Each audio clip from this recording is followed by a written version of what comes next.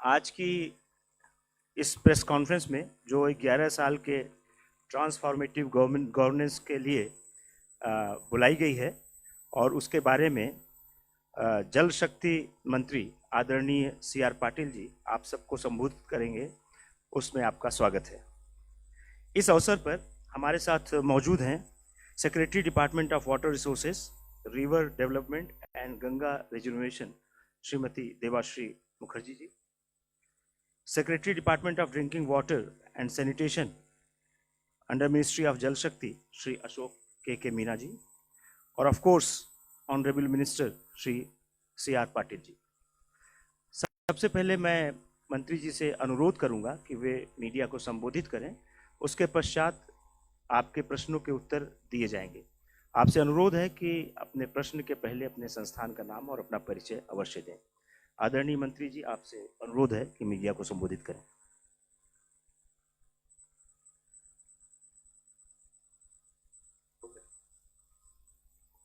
Hello, नमस्कार।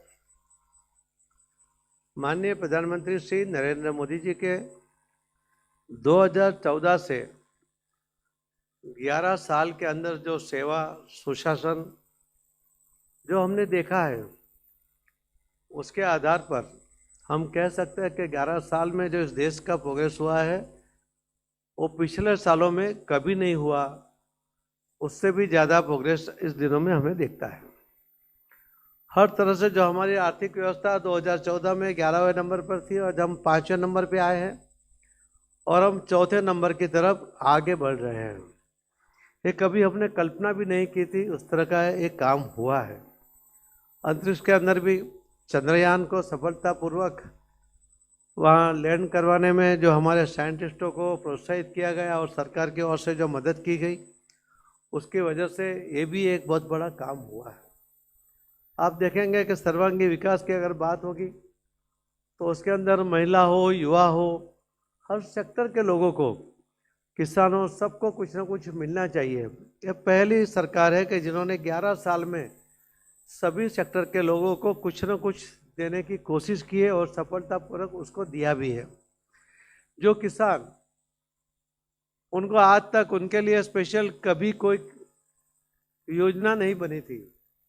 पहली बार जो किसान को हम जगत का ताज कहते हैं, अन्नदाता कहते हैं, मगर वो लाचार था। अगर उसको छोटी भी उसकी आवश्यकता के लिए उसे नायब मामलतदार जैसे अधिकारी के पास भी हाथ फैलाना पड़ता था, अपनी लाचारी देनी पड़ती थी, अपनी अर्जी देनी पड़ती थी।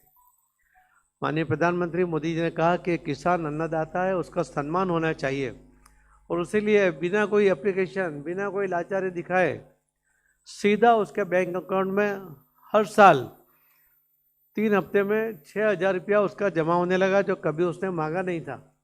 मगर उसकी आवश्यकता को ध्यान में रखकर माननीय प्रधानमंत्री नरेंद्र मोदी साहब ने पहली बार किसानों के लिए सीधी ये योजना बनी है। हमें देखेंगे कि महिलाओं को भी बहुत सी परेशानियां थी। गैस का कनेक्शन के लिए भी उन्हें सालों तक वेट करना पड़ता था। आज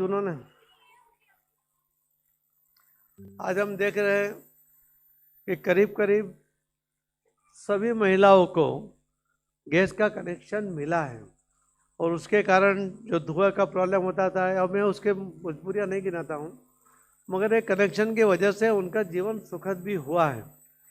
आप देख रहे होंगे कि युवाओं को नौकरी के बजाय वो स्टार्टअप शुरू करें, और स्टार्टअप के लिए सरकार की ओर से जो आर्थिक मदद हुई, उसके कारण 1 लाख जो स्टार्टअप बंद होने वाले थे, जो आर्थिक सहायता के कारण, उनको भी जीवनदान मिला। और आज पूरे दुनिया में तीसरे नंबर पर हमारे युवा स्टार्टअप के द्वारा कुछ ना कुछ नए प्रयोग करते हैं। वो काम भी उनको मिलता है और वो लोगों को काम भी दे रहे हैं, यानी नौकरी मांगने के बजाय नौकरी देने वाले ये युवा बने हैं। इसके वजह से उनका आत्मविश्वास भी बढ़ा है और हमारे देश के युवाओं को ऐसा लगता है कि उनमें भी टैलेंट है, उसका उपयोग करने का मौका माननीय प्रधानमंत्री श्री नरेंद्र मोदी साहब ने दिया है। शिक्षा में शिक्षण नीति नहीं बनी, जो पुरानी चल रही थी वो आवश्यकता के अनुसार बदलने की आवश्यकता थी, वो बदले समय से नहीं बदली गई थी। कई लोगों को, विद्यार्थियों को भी और बाकी लोगों को भी लगता था कि आज के युग में, आज के समय में शिक्षा नीति जो चल रही है वो बदलने की आवश्यकता है। तो सभी एक्सपर्ट को साथ में लेकर सबको साथ में सबका सजेशन लेते हुए उसके अंदर भी आवश्यक सभी चेंजेस करने के बाद एक नई शिक्षा नीति बहुत सालों के बाद वो भी आपको मिली है। मैं मानता हूँ कि इंडस्ट्री का ग्रोथ हुआ, किसानों को ग्रोथ हुआ, उनको जो पहले खत नहीं मिलता था उसके लिए उनको लाइन में लगना पड़ता था, कई राज्यों के अंदर पुलिस गोलीबार तक करती थी, उनको पुलिस का डंडा भी खाना पड़ता था। माननीय प्रधानमंत्री नरेंद्र मोदी जी ने इन सब को, किसानों को समयसर उन्हें खाद मिल जाए और उन्हें कोई ज़्यादा पैसा ना देने पड़े, उसके लिए कई बार सब्सिडी की रकम में बढ़ाकर उनको एक अपना जीवन वो निर्वाह कर सके, अपने किसानी में वो अच्छा उत्पादन कर सके, उसके लिए भी सहायता की है। आपने 11 साल के बारे में बहुत कुछ सुना है, मगर एक सुरक्षित भारत ये भी इसी साल में हमारे विकास के साथ साथ सुरक्षित भारत की भी जो आवश्यकता थी वो भी बना है।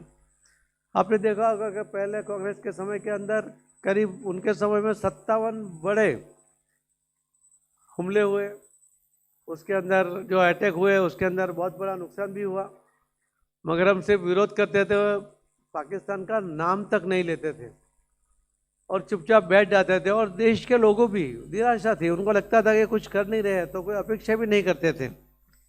और आपने देखा होगा कि पहला अटैक हुआ तो सर्जिकल स्ट्राइक हुई, दूसरा अटैक हुआ तो एयर स्ट्राइक हुई, और पहलगाम का जब तीसरा अटैक हुआ और वो अटैक का जो जवाब दिया गया, जो देश के लोगों की अपेक्षा थी उससे भी ज़्यादा जवाब दिया गया।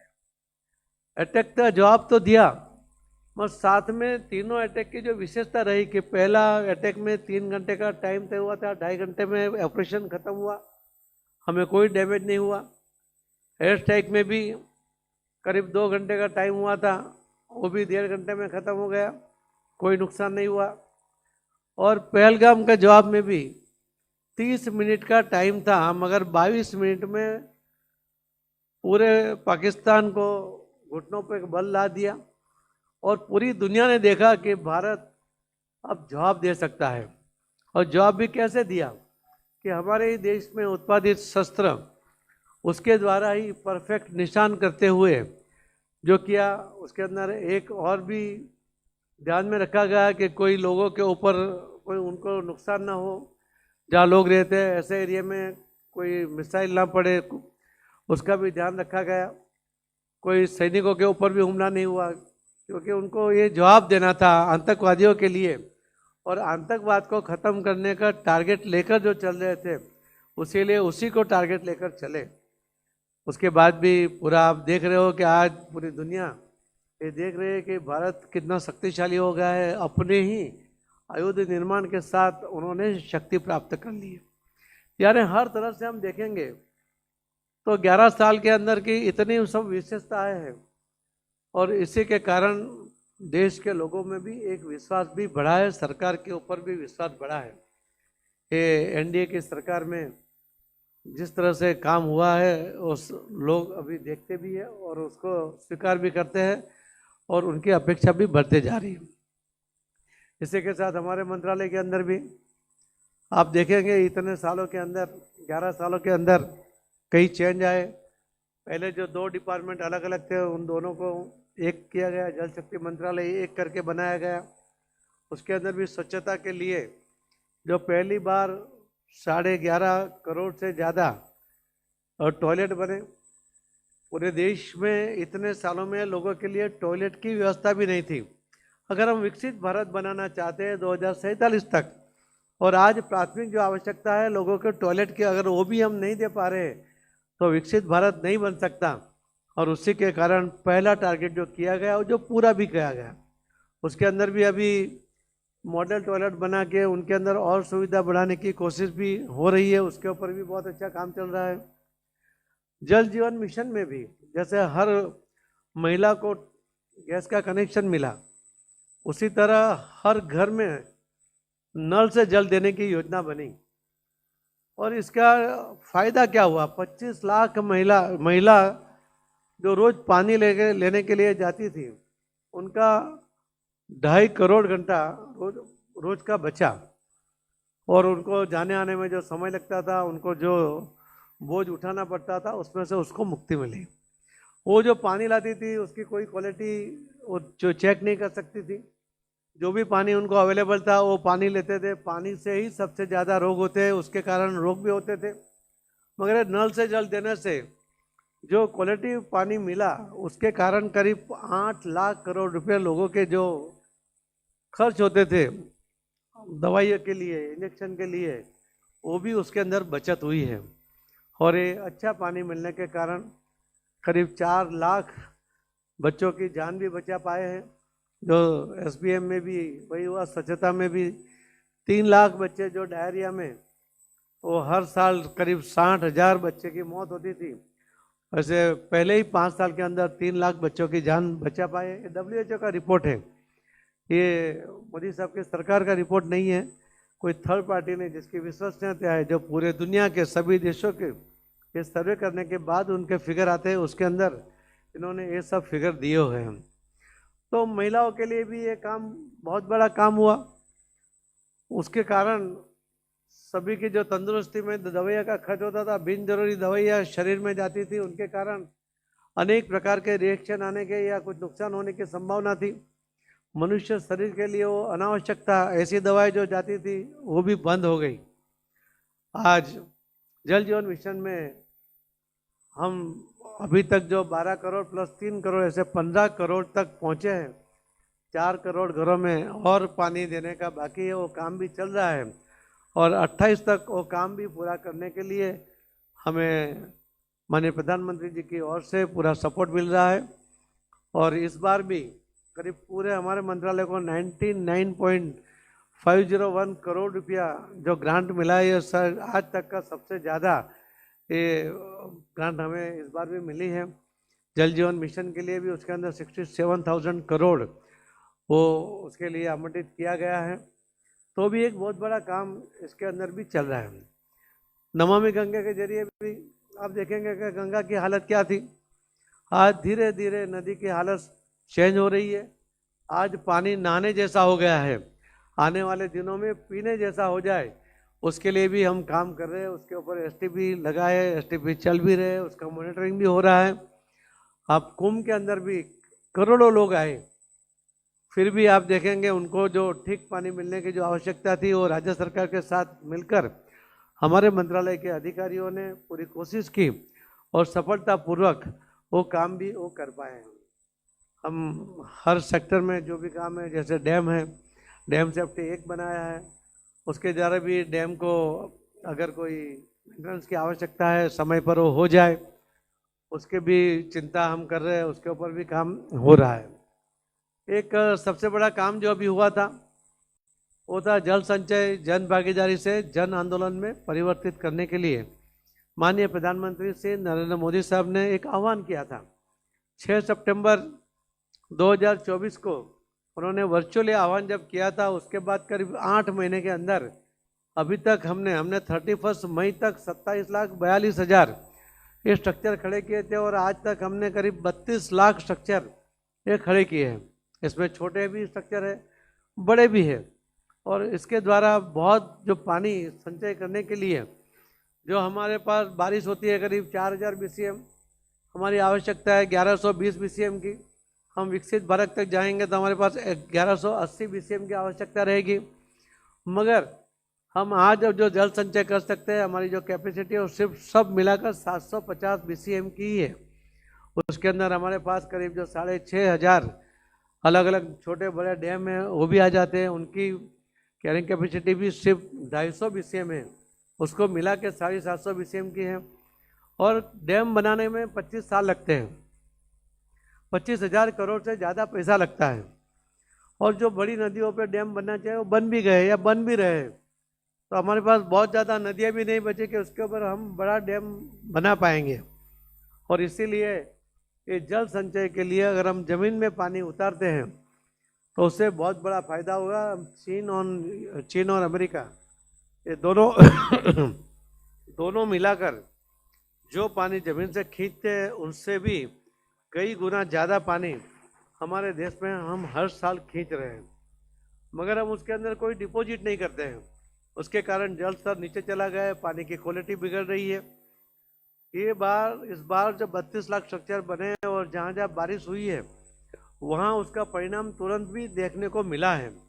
और इसको हमारा टारगेट था कि 31 मार्च 2026 तक 50 लाख स्ट्रक्चर हम बनाएंगे, मगर हमें प्रधानमंत्री श्री नरेंद्र मोदी साहब ने अभी काउंसिल की मीटिंग में हमें कहा है कि मनरेगा से भी इसके अंदर कोई फंड अलॉट करेंगे, और उससे कारण हमें और मजबूती के साथ हम बहुत ज़्यादा काम कर पाएंगे और हम बहुत ज़्यादा स्ट्रक्चर भी उसके अंदर कर पाएंगे, जिसके कारण हमारी आवश्यकता पूर्ण होगी।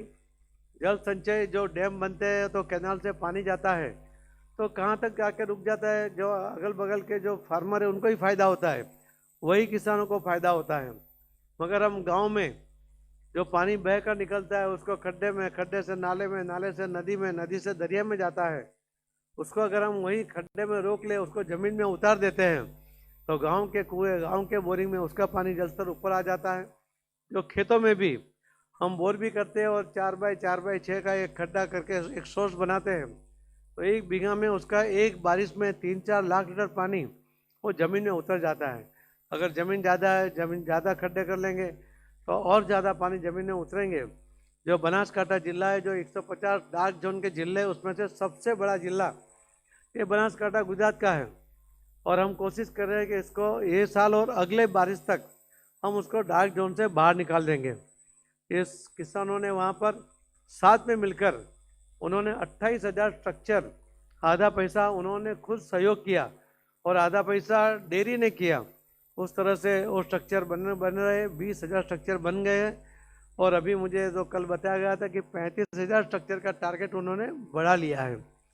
तो ये जन भागीदारी के साथ जन आंदोलन में ये जो पूरा जल संचय का अभियान जो मोदी साहब ने आह्वान किया था वो आगे बढ़ा है। एक ऐसे प्रधानमंत्री है कि उनकी एक बात पर, एक आवाज़ पर लोग पूरा विश्वास करके उनके साथ जुड़ जाते हैं, उसका ये परिणाम है। क्योंकि आज हमारे मंत्रालय ने इसके अंदर आज तक 1 रुपया भी खर्च नहीं किया है, और फिर भी इतना बड़ा काम देश में हुआ है और चल भी रहा है और चलता भी रहेगा। तो ये हमारे मंत्रालय के द्वारा भी जो कुछ काम किए थे वो भी मैंने आपके सामने रखे हैं।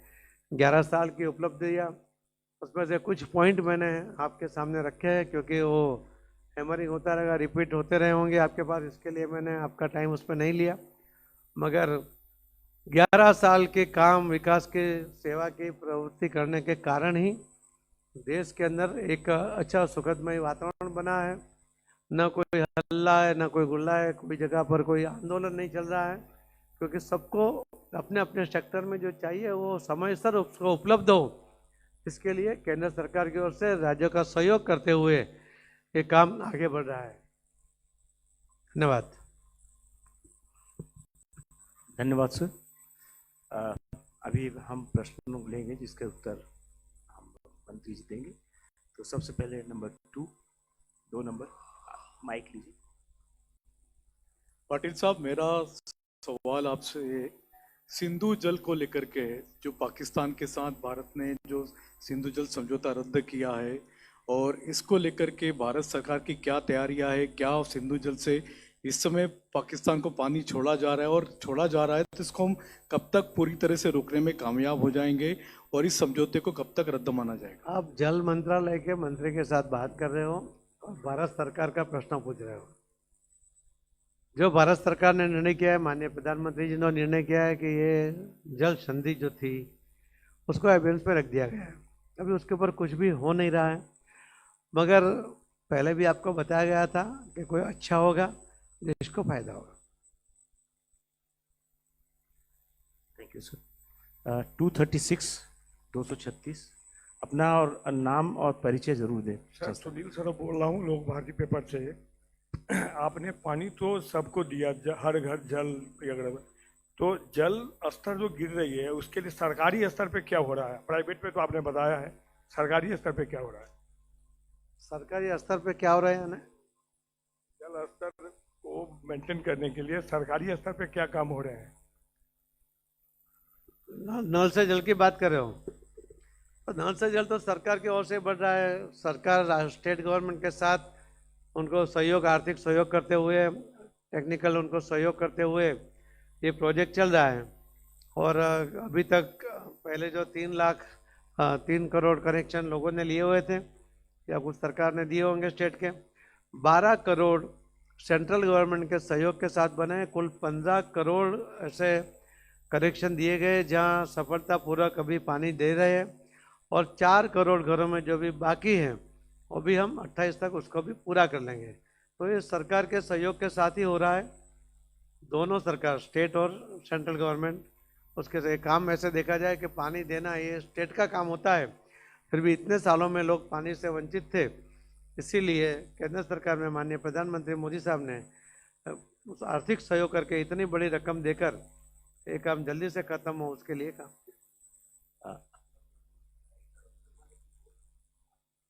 लाइट ऊपर से आता है ना सामने।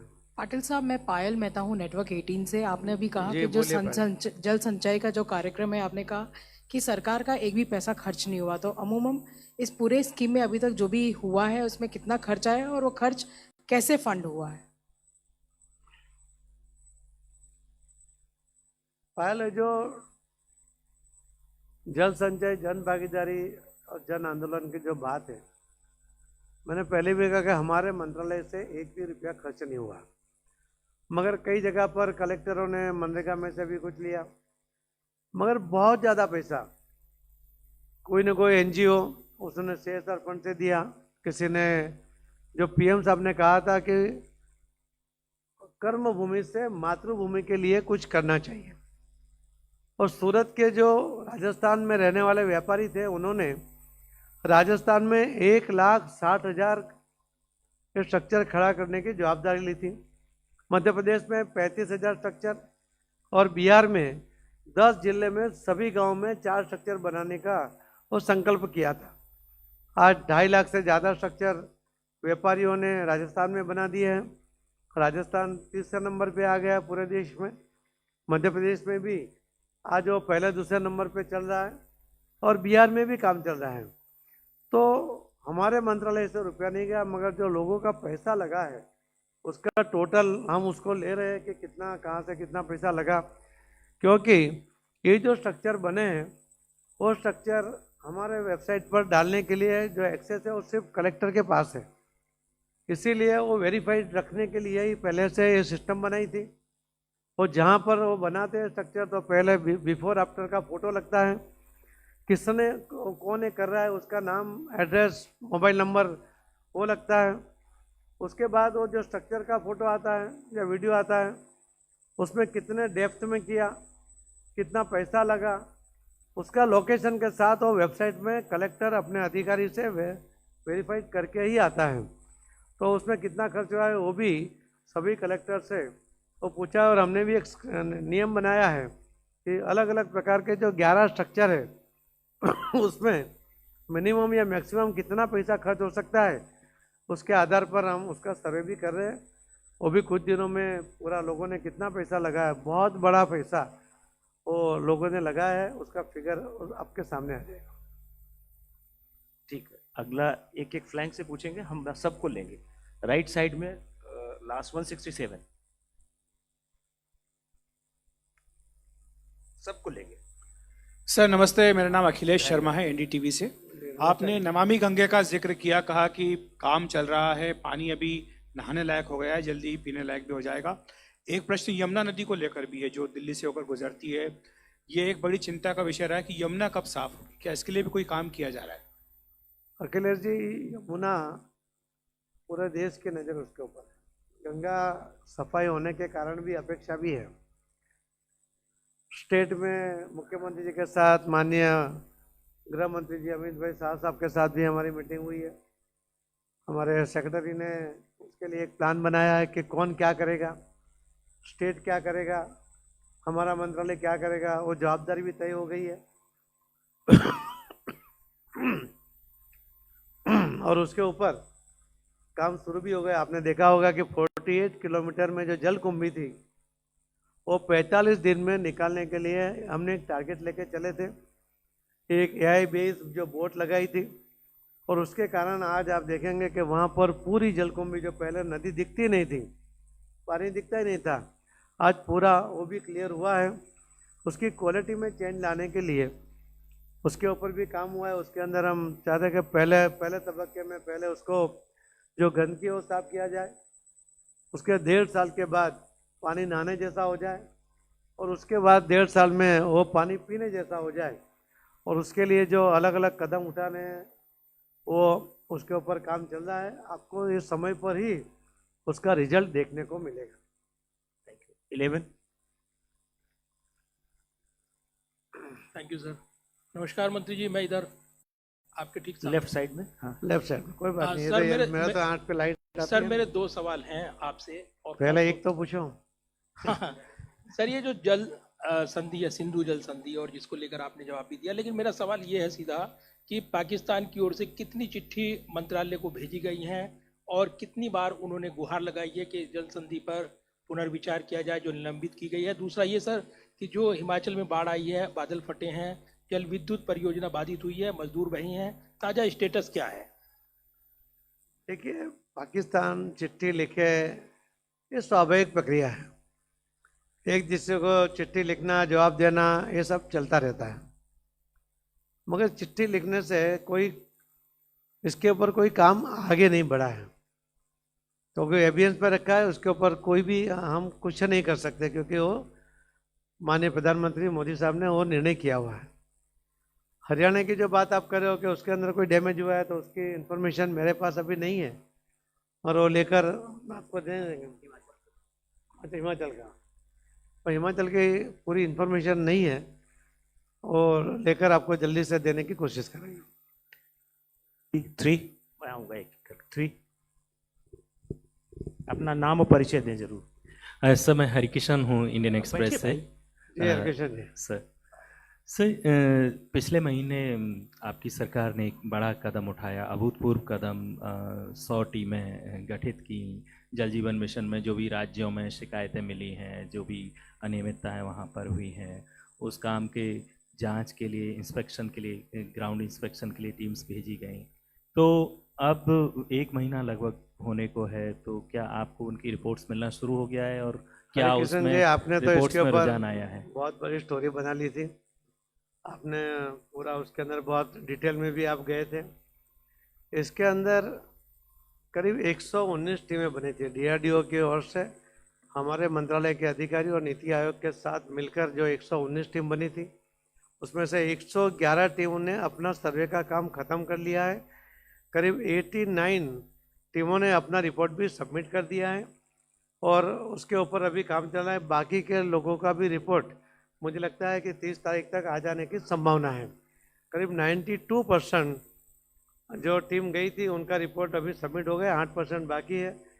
हमने पहले भी लोकसभा में भी कहा था, आपको भी बताता हूँ, हम जब मिले थे जब भी कहा था कि ये जो नल से जल की योजना है वो सामान्य आदमी के घर में पानी देने की बात है, और उसके अंदर कोई कॉन्ट्रैक्टर गलती करेगा या कोई भी गलती करेगा, हम किसी को बख्शेंगे नहीं।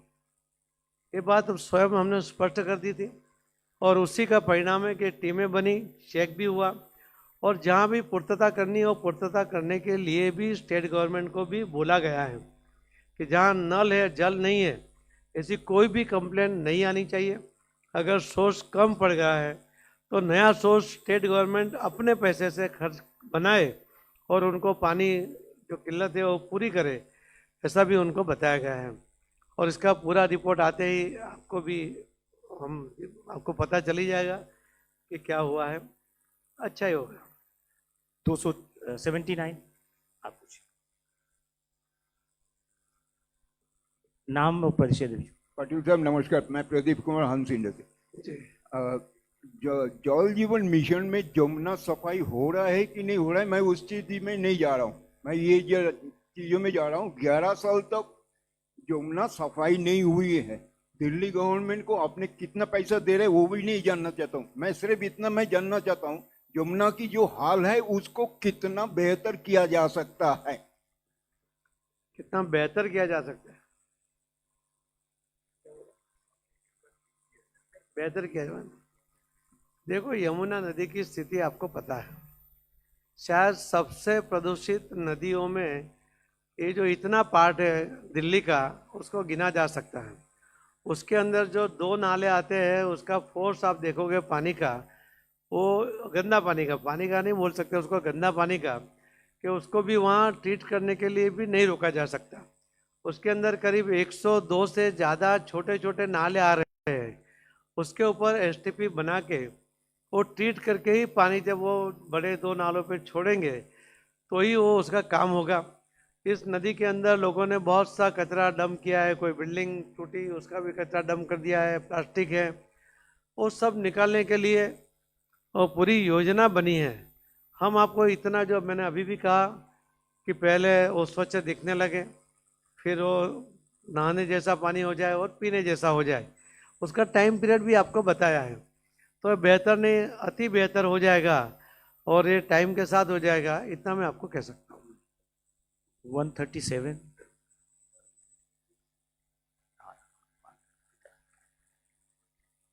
सर, रविंद्र सिंह हूँ जी न्यूज़ से। हमारा एक सीधा सवाल है कि जो 3 नदियां जो भारत के हिस्से में है, उसका भी थोड़ा पानी, माइक नजीक रखो। हेलो हेलो, हाँ, जो भारत की जो 3 नदियां हैं, जो 3 नदियां पूर्वी तरफ बहती है, वो भारत के हिस्से में है, उसका भी पानी पाकिस्तान चला जाता है। उस पानी का भारत के हित में पूरी तरह से व्यवस्था करने के लिए सरकार क्या कदम उठा रही है? और दूसरा इसी से रिलेटेड है कि सिंधु जल के लेकर, जिसे आपने कहा कि सुरक्षित भारत, बिलावल भुट्टो ने कहा है कि पानी रोक देंगे तो एक बार फिर से हम युद्ध करेंगे। मैं आपको एक लाइन में इतना कह सकता हूँ कि पानी कहीं नहीं जाएगा। बाकी बिलावल क्या कहते हैं वो उनका प्रश्न है, उनका अपना पॉलिटिक्स वहाँ करना है। इसके लिए वो कहते रहे कि उन्होंने तो धमकियाँ भी दी थी कि पानी नहीं बहेगा तो खून बहेगा, वो भी आपने सुना होगा। ऐसे गिदड़ धमकियों से तो हम डरते भी नहीं हैं, मगर कुछ बातें समय पर ही अच्छी लगती है, इसके लिए उसका जवाब समय पर ही आपको मिलना वो भी उचित है। 4 ये का जी माइक। सर, मौसमी फ्रॉम द प्रिंट। सर, मैं 2 क्वेश्चंस थे मेरे। एक, इंदस वाटर ट्रीटी पे अभी पीछे होम मिनिस्टर अमित शाह जी ने ये बोला था कि ट्रीटी को जो अबेंस में रखा गया है वो रिस्टोर नहीं किया जाएगा। तो इस विषय में मतलब आप लोगों में कोई बातचीत हुई है क्या? मतलब क्या फॉरवर्ड मूवमेंट होगा? और दूसरा, जो वेस्टर्न रिवर्स के वाटर को बेटर यूटिलाइज करने के लिए हम लोग क्या प्लान कर रहे हैं? मतलब कोई टनल बनेगा, कनाल, बहुत सारी बातें चल रही हैं। सो कुछ मतलब अभी फाइनल तो बहुत मतलब इट्स टू अर्ली, बट क्या प्लान चल रहा है? देखो, हमारे अमित शाह साहब बड़े नेता हैं, इसमें वो निर्णायक भी है, और उन्होंने जो कह दिया है वही उनका जवाब है। उनके लिए उनका जवाब मैं तो नहीं दे सकता, उन्होंने जो कहा है वो ठीक ही कहा होगा। ठीक, हाँ, यस 127। ये अपना परिचय दीजिए और माइक मैं लीजिए। Zia Haq from Hindustan Times. Mike. Sir, जो अबेंस की जो बात की है उसके बाद की बात कर रहा हूँ सर, क्योंकि थोड़ा माइक नजदीक लाके बोलिए थोड़ा। सूचना अगर अधिकृत तौर पे नहीं मिले तो बहुत सारा मिस इन्फॉर्मेशन है। कभी ये लिखा जाता है कि कोई डैम बनेगा, कोई कनाल बनेगा। पोस्ट अबेंस हम क्या प्रोजेक्ट्स कर रहे हैं? आपने कहा कि प्रधानमंत्री ने कहा है कि अबेंस में रखने के बाद भारत को फायदा होगा, तो कैसे फायदा होगा? इन स्पेसिफिक टर्म्स थोड़ा अगर बताते अधिकृत तौर पे तो इट विल बेनिफिट ऊपर अस। नहीं बता सकते। मैंने पहले भी कहा कि कुछ सवाल के जवाब समय पर ही मिलते हैं, वो देश के भी हित में है और इसके लिए उसका आग्रह नहीं करना चाहिए। आदिति जी, 13 number. Hello, Mr. Patil. I'm Aditi Tandon from the Tribune, here on your left. Sir, I want to know, river linking के बहुत से प्रोजेक्ट्स प्राइम मिनिस्टर मोदी का प्राइम एजेंडा है and this is the need of the hour. पर हम देख रहे हैं कि हर प्रदेश एक दूसरे से लड़ रहा है पानी के लिए। पंजाब और हरियाणा में SYL का इशू चल रहा है, कावेरी डिस्प्यूट चल रहा है। आप मंत्रालय में स्टेट्स को ऑन बोर्ड लाने के लिए क्या कर रहे हैं? बिकॉज ये वाटर इनसिक्योरिटी स्टेट्स में बहुत बड़ा कंपटीशन का इशू बनता जा रहा है, which can become a nationally troublesome issue. Aditi, आपकी बात सही है, मगर आपने ये भी देखा होगा कि माननीय प्रधानमंत्री नरेंद्र मोदी जी के आने के बाद पहला प्रोजेक्ट रिवर लिंकिंग का केन बेतवा का हुआ, और उसके ऊपर जो काम चल रहा है 44,000 करोड़ रुपया उसके ऊपर सैंक्शन हुआ है, और 2030 तक यानी और 4 साल के अंदर ही वो प्रोजेक्ट खत्म हो जाएगा इतने स्पीड के साथ। क्योंकि आप पुराने प्रोजेक्ट देखेंगे तो 85 साल तक के भी प्रोजेक्ट पेंडिंग चल रहे थे। तो ये रिवर लिंकिंग का पहला प्रोजेक्ट है। पीकेसी का राजस्थान का भी 77,000 करोड़ का जो प्रोजेक्ट है उसको भी माननीय प्रधानमंत्री जी ने मान्यता दे दी है, कैबिनेट ने मान्यता दी है, और उसका भी काम आगे बढ़ रहा है।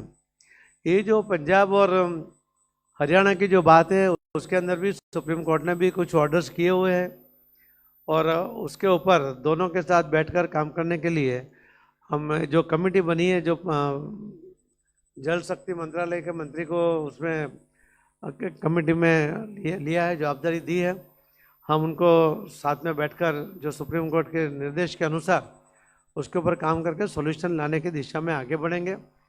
हिमाचल बहुत ही पॉजिटिव है। हिमाचल और राजस्थान के जो प्रॉब्लम थे पानी का, उनका भी MOU हो गया है, और अभी उसके ऊपर भी काम दोनों का बढ़ रहा है। जो हिमाचल से एक जगह से बरसात का जो पानी था, ज़्यादा पानी आता था, उसको पाइपलाइन से ले जाने के लिए राजस्थान को दोनों में सम्मति हो गई है। तो कुछ जगह पर असहमति है, मगर जब बैठा गया, जैसे तेलंगाना और आंध्र प्रदेश का भी प्रॉब्लम चल रहा था, हम लोगों ने उन दोनों के साथ बात की है, और हम 8-10 दिन के अंदर उनके साथ भी मीटिंग करने वाले हैं। दोनों बैठकर बात करने के लिए तैयार है, ये मानसिकता भी बनी है।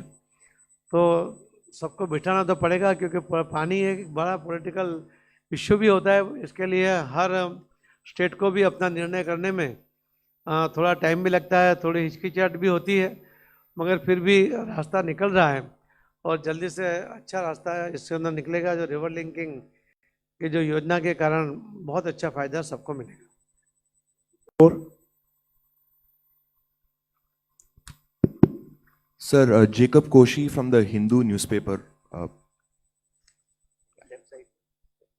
Jacob Koshi from the Hindu newspaper. Sir, जल जीवन पे क्वेश्चन, जल जीवन मिशन पे क्वेश्चन है। ओरिजिनल टारगेट जो था वो था कि 2024 तक 100% हाउस को हर पानी मिलेगा। लेकिन सर आपके जो पोर्टल पे जो डेटा है, I think it is somewhere around 75 to 80%।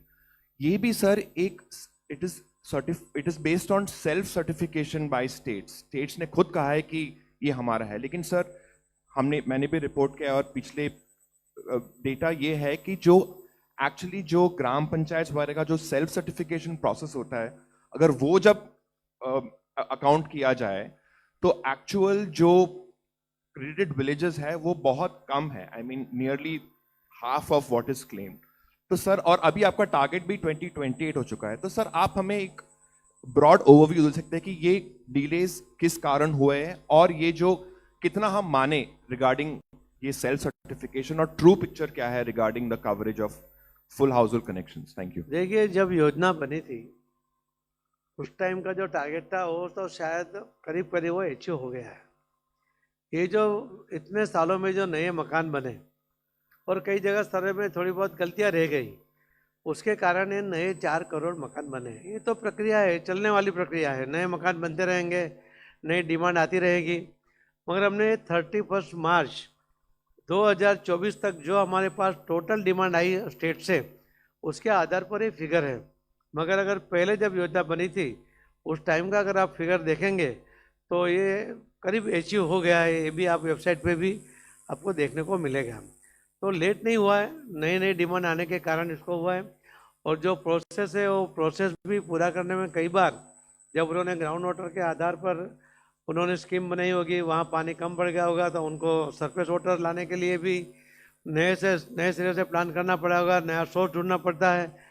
इसमें भी थोड़ा टाइम जाता है। तो जो अब ऐसे देखा जाए तो सभी सोर्स का उपयोग करके आज तक का काम करीब करीब ख़त्म करके ये नए डिमांड के ऊपर अभी हम काम कर रहे हैं। और क्वालिटी काम हो, पुराने में भी अगर कुछ गलतियां रह गई है या कुछ कमियां रह गई है, वो भी स्टेट के साथ हम उसको भी पूरा करके सभी को पूरा पानी क्वांटिटी से मिले, क्वालिटी के साथ मिले, इसके ऊपर काम कर रहे हैं। अगला क्वेश्चन राइट साइड से तो दीजिए माइक। सर मेरा नाम हिमांशु है, मैं आज तक में हूँ। मेरा एक सवाल है, इंडस वाटर ट्रीटी कैंसिल होने के बाद ये खबरें आती रही, पाकिस्तान की तरफ से 4 पत्र लिखे गए इसको फिर से बहाल करने के लिए। क्या भारत फिर से रीनेगोशिएट करेगा पाकिस्तान के साथ? अभी एक पत्रकार के प्रश्न में उसका उत्तर था कि माननीय गृह मंत्री जी ने कहा था कि ये नहीं होगा, और मैंने ये भी कहा था कि पत्र लाना, लिखना, देना हो तो सब स्वाभाविक प्रक्रिया होती है, उसका कोई ज़्यादा महत्व नहीं होता, पत्र के आधार पर कुछ निर्णय नहीं हो जाता है। तो जो निर्णय हुआ है, और जो पत्रकार के साथ गृह मंत्री जी ने उनको जो बताया, वो निवेदन की बात करी है, उसके आधार पर हम कह सकते हैं कि उसमें कोई चेंज नहीं। पीछे से 71, उसके बाद 140 लेंगे। हाँ 71। My name is Jitendra. I work with the New Indian Express newspaper. जरा माइक पास लेके बोलें, आवाज कम आ रही है। My name is Jitendra. I work with the New Indian Express newspaper. अभी भी स्लो है आवाज। जितेंद्र है, न्यू इंडियन एक्सप्रेस से जितेंद्र। हाँ, New Indian Express हाँ, newspaper. ऐसा बोलो। So I have 2 questions related. One is about that government is planning to bring Ganga water to clean Yamuna, and they are in talk with the UP government, which they are reluctant to give Ganga water to the Yamuna. So where there is a talk between at what state the talk is between the Delhi government and the UP government?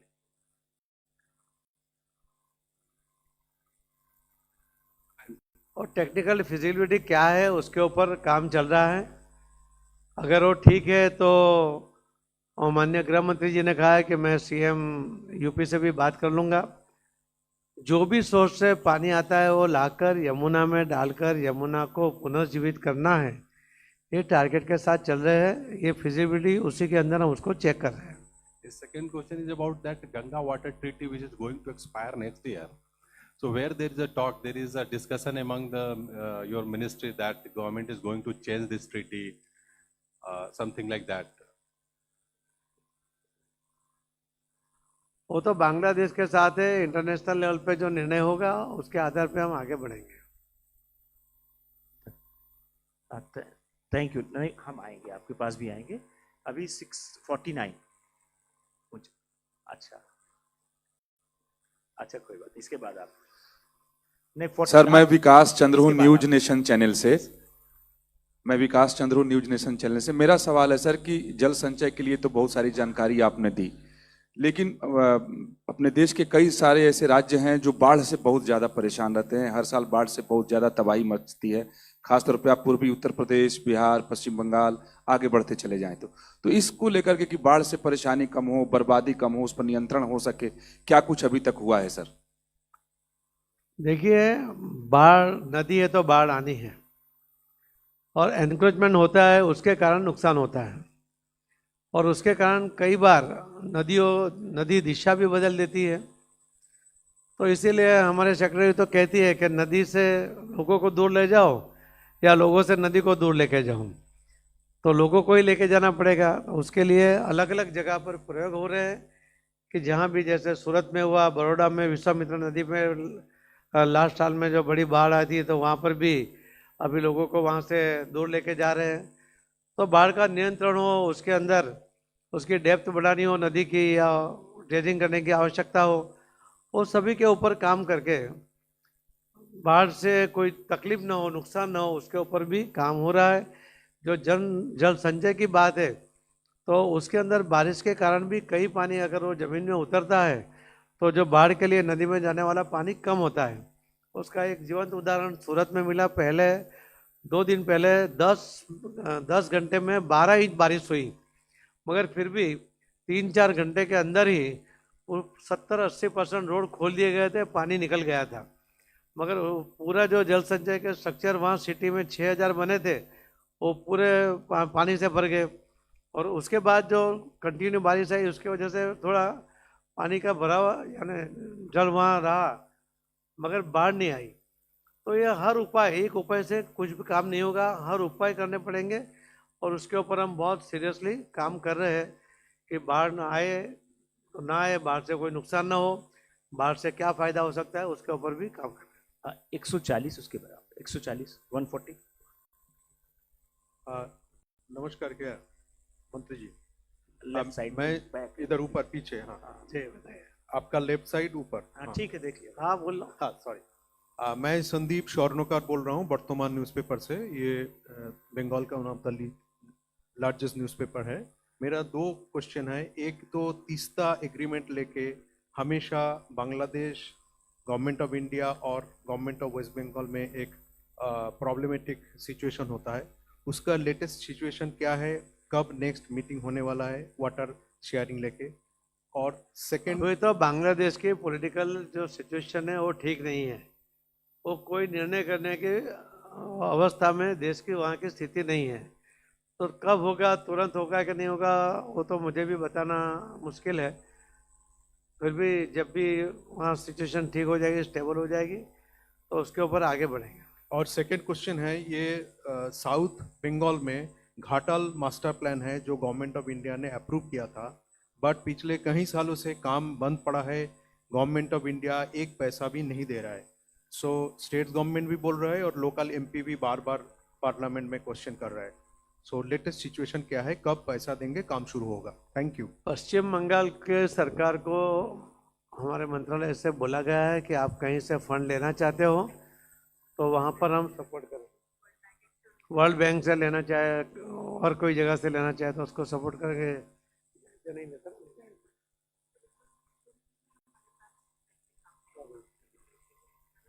नहीं, उनको बता दिया गया है। 165।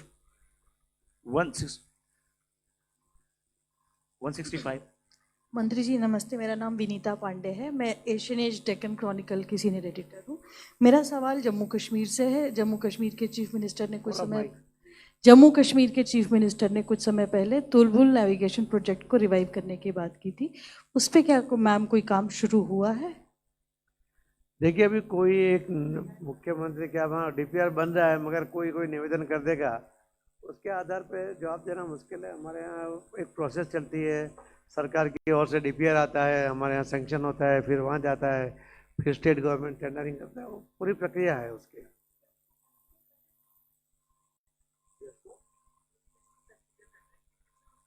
वो तो technical feasibility देखने के बाद ही होगा ना। डीपीआर आया, हम चेक कर रहे हैं। 270।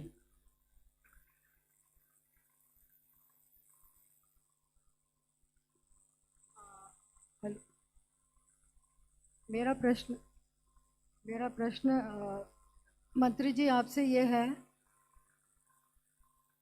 आप मगर आवाज देना उनका कि सुनाई दे रहा है, ये है कि अंदेशा था कि अगर भारत इंडस का पानी रोकेगा तो चाइना ब्रह्मपुत्र का पानी रोक सकता है। इस पे आपका क्या कहना है? कौन क्या कर सकता है ये तो मैं जवाब कैसे दूंगा कि चाइना क्या कर सकता है। नहीं, पर ऐसा मगर वो अंदेशा है रोकेगा क्या? तो उसका उपाय करेगा, उसका उपाय के लिए भी सोचेंगे। 214। अभी तो ये बात हवा में है, ये हमारे लोगों ने बात करके उसको आएगा। अपना नाम और परिचय दीजिए। Thank you. अनिल हांडा हूँ, अतुल्य भारत न्यूज़ से। तो सर, पानी का यूज़ और मिसयूज़ होता है, और एग्रीकल्चर सेक्टर में जो 80% पानी यूज़ हो रहा है, तो उसमें are you thinking of taxing that water? पानी का यूज़ और मिसयूज़ करने के लिए जो होता है उसके लिए तो जन जागृति लाना ही बहुत ज़रूरी है। जो मिसयूज़ की बात है वो अलग अलग सेक्टर में होता है, मगर अब इंडस्ट्री से लेकर, क्योंकि इंडस्ट्री को भी जो पानी मिलता है वो इतना, उसकी भी कीमत उसको देनी पड़ती है, उसके कारण उसके कॉस्ट के ऊपर भी उसकी इफ़ेक्ट आती है। इसके लिए वो भी पानी का सेव करने की कोशिश करते हैं, रीयूज़ करने की कोशिश कर रहा है। तो पानी का मिसयूज़ कम करने के लिए जो भी उपाय करने पड़े वो हम लोग कर ही रहे हैं, मगर जन जागृति के सिवा ये हो नहीं पाएगा। सबका साथ मिलेगा तभी हो पाएगा। सर, एग्रीकल्चर सेक्टर में आप टैक्स लाएंगे? थोड़ा ऊपर ले लो माइक। एग्रीकल्चर सेक्टर में आप टैक्स लाएंगे पानी का? एग्रीकल्चर सेक्टर में करीब 83% पानी यूज़ होता है, मगर अभी हमें माननीय प्रधानमंत्री मोदी साहब ने एक पायलट प्रोजेक्ट दिया है कि हम खेतों में एक जगह पर पानी देंगे, फोर्स के साथ पानी देंगे, क्वांटिटी के साथ पानी देंगे, क्वालिटी के साथ पानी देंगे, और हम करीब 20-22 स्टेट के अंदर उसका पायलट प्रोजेक्ट चलाने के लिए जा रहे हैं। कुछ ही दिनों में इम्प्लीमेंट होगा, अभी पाइपलाइन में है, मगर मुझे लगता है कि 2-3 महीने में उसके अंदर भी निर्णय हो जाएगा। अगर ये होगा तो पूरे देश में एक क्रांतिकारी कदम होगा। जो जिस तरह से हर घर में पानी दिया गया है, तो किसानों को भी क्वालिटी के साथ क्वांटिटी के साथ पानी होगा, तो उसको आवश्यकता के अनुसार ही वो यूज़ करे, ड्रिप सिस्टम से करे या कोई और सिस्टम होने पर ओपन कैनाल से पानी का जो मिसयूज होता है वो ना करे। उसके लिए भी हम उसी लिए पायलट प्रोजेक्ट को आगे बढ़ा रहे हैं। लास्ट 2 क्वेश्चन से क्या अभी तो पायलट प्रोजेक्ट है, करीब हम तो हाँ राज्यों को देंगे, राज्य तय करेंगे। नहीं, दोनों मिलकर है, पायलट प्रोजेक्ट दोनों मिलकर है। उसके अंदर 1100 करोड़ रुपया सेंट्रल गवर्नमेंट का है, 500 करोड़ रुपया अलग अलग स्टेट का है, तो दोनों मिला के है। तो पायलट प्रोजेक्ट अभी उसका जन्म तो हो जाने दो, फिर उसको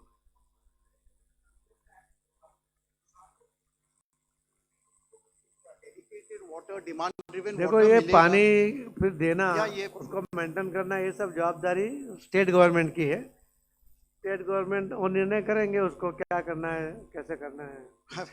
thank you. 232 232 last question. Last sir, I am Pragya from times now. मेरा सवाल SYL कनाल के डिस्प्यूट को लेकर ही है, क्योंकि कोर्ट ने इसमें कहा कि पंजाब ने हाई हैंडेडनेस दिखाई अपनी, हमने जो कहा था वो मान नहीं रही है। स्टेट और सेंटर के साथ बैठ के इस पे बातचीत करें। अगस्त तक का टाइम दिया है उन्हें आप लोगों के साथ बैठ के बातचीत करने का। आपको लगता है ये अगस्त तक मैटर रिजॉल्व हो जाएगा या कोर्ट को ही इसमें हस्तक्षेप करना पड़ेगा? देखो, जब निर्देश दिया है सुप्रीम कोर्ट ने तो बैठेंगे। अभी से हम कोई भी निर्णय कर ले कि नहीं होगा या होगा, वो भी ठीक नहीं है। दोनों स्टेट के बीच में अगर जो भी प्रॉब्लम है वो सोल्यूशन ला सकते हैं तो लाएंगे और लाने की पूरी कोशिश करेंगे। हमारे देश का काम है, हम सब मिलकर करेंगे। ठीक है, वेरी मच, थैंक यू, धन्यवाद।